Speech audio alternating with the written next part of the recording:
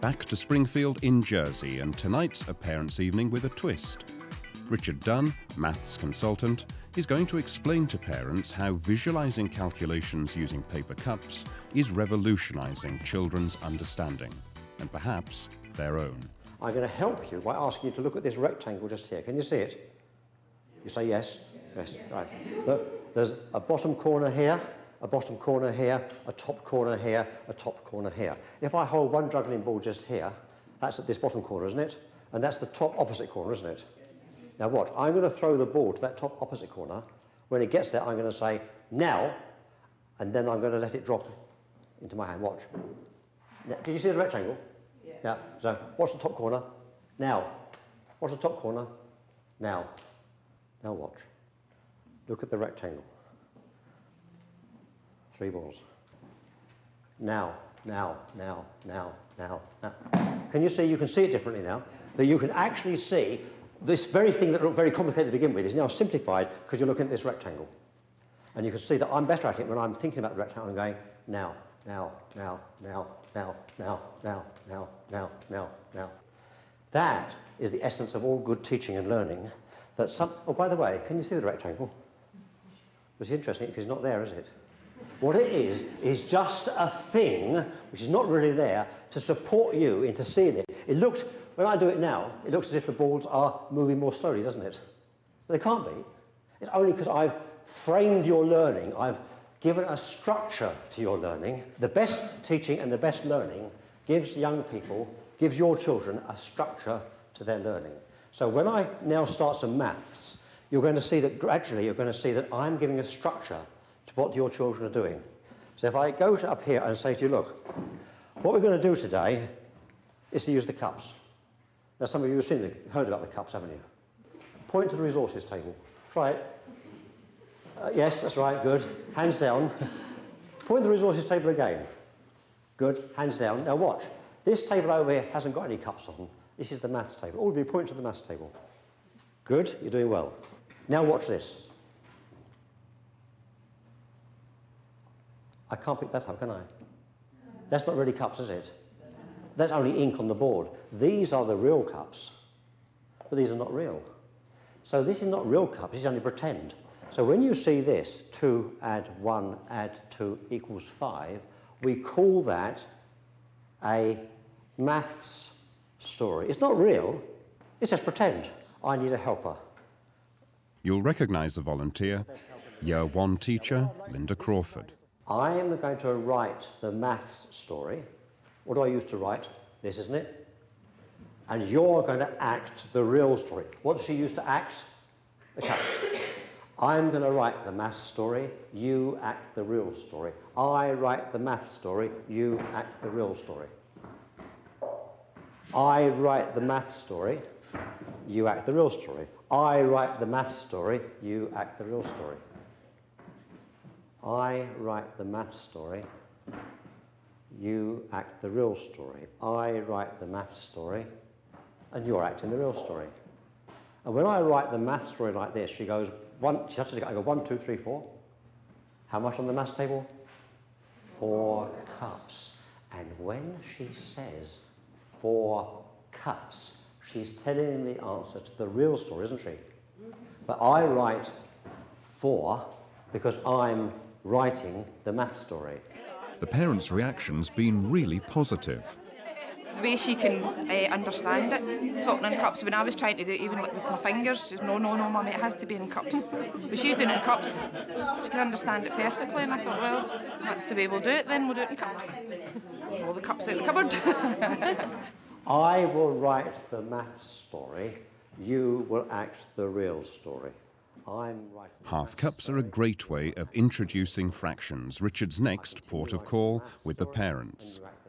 The teaching method has something for visual, oral and kinesthetic learners, even to the extent of moving absolutely nothing to emphasise naught. What's in her hands? Nothing. She's good. She must walk over here. Put them down. Well done. I think of parents in the same way as a teacher working with a teaching assistant, that the important thing is a high degree of consistency, because the novice in any subject, and maths in particular, needs consistency for that initial learning in order for the relative untidiness of real maths to make sense to them. 2 times 4 equals 8. We are going to read what it means, but you will not race ahead of me because you'll get it wrong. Read it with me. 2 cups times 4 equals 8 cups. Let's do it again. Read what it means. 2 cups times 4. No, not cups. 2 cups times 4 equals 8 cups. They're cups, aren't they? They're cups. They're not cups. Without using the term place value, the teaching method seamlessly introduces thousands and hundreds. 3,000 add 2,000 equals, what's the number? 5. What's the word? Thousands. Hey, you're good at this. 300 add 200 equals, what's the number? 5. What's the word? 100. I will speak the math story, you write the next math story. I speak 3. Done that right? You spell it okay? Because this is how we spell 3 in maths. It's rather hard in English, isn't it? But in maths, it's ever so easy to spell 3. That's how you spell 3. In math, if I speak the word 1,000 just here, you just go, do it. Because that's how you spell 1,000. What's that say? 3. What's that say? 1,000. Add 2. Now, I know you can spell 1,000 because you've already done it, haven't you? So when I say 1,000, you write, don't you? Equals. Can you spell equals in maths? What's the number? 5. What's the word? Oh, you're good at these. See, what it means is, when we say 3,000, we're thinking of 3 of those things called 1,000. 2, not of those things called cups anymore, is it? So those things called 1,000, it's lots, equals 5 of those things called 1,000. So, by knowing that and knowing what it means, you can work out that 3,000 add 2,000 equals 5,000. Next one. Right, you're right. Go. 3. Good. 100. Good. Add. Good. 200. Can you spell 100, okay? Yeah. Equals. What's the number? 5. What's the word? 100. Well done. She told me about the 1,000 was shouting at me, and I couldn't quite get over why she was just saying 1,000, but now I understand that it's a word and not a number. So yeah, that's sort of helped to explain how she's learning mathematics. So that's really, really handy to have seen that. She'd come back, she'd come home, she says, Mummy, she says, 2,000 add 3,000 add equals 5,000. I was like, what? So yeah, I was very surprised. When you say 9, ding, this means those things called 10. It's 9 of those things called 10. When children go home and they'll describe numbers as 3t or 2t, it does raise a few eyebrows because it goes against convention. And I know Richard's spoken about convention and how that's easily overcome. What we need to explain to parents is saying 3t and 2t is part of a fundamental process, mathematical process, which enables their children to access mathematical knowledge much more easily, much more freely. Let's take your test then. Read that. 4. Good. 3. Yes. Try this. 3. 3. Good. 4T, 3T, 2T, 1T, naughty. It certainly helps with the child at home to understand what his way of thinking, but rather than, like Richard said, what we did at school all those years ago. But so that does make sense in that respect. Takes some getting used to, I think, with the 20 and the, was it 2T1, whatever. Takes some getting used to, but at the same time I can understand the logic behind it, which does make it a lot simpler. That says 2, doesn't it? How much is there here? 2. How much is there here? 3T. How much is there here? 2. How much is there here? 3T. How much is there here? 3T2. I'm going to start by putting 3T2 on the maths table. Or do I write?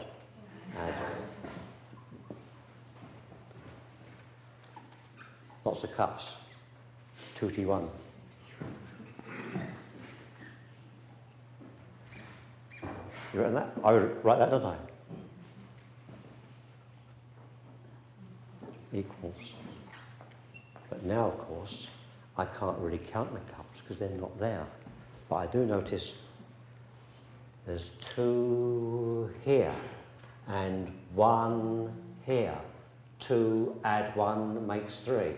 That's 3 cups, isn't it?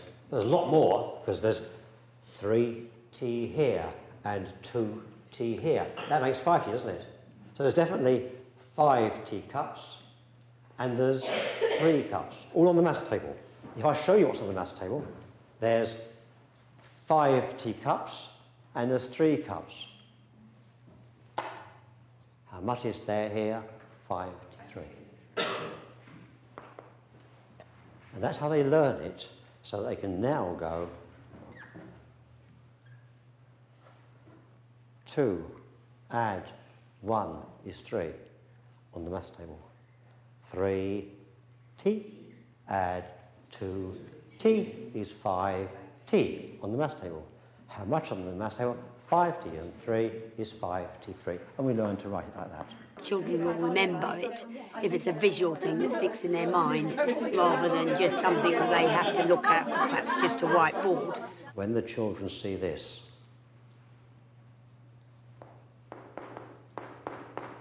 on the board, they're taught to do this.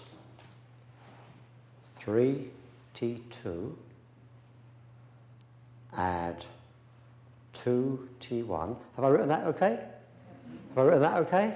Have I written that okay? What shall I write now? Equals. Watch me. And the equal sign makes a picture of the maths table where they're going to put the cups. So they now go 2 and 1 is 3. How much is there here? 3T add 2T is 5. If we can achieve some measure of consistency with those parents, then we're actually a long way to enabling people who, young people, who in the past have said, I can't do maths, to become really quite mathematical.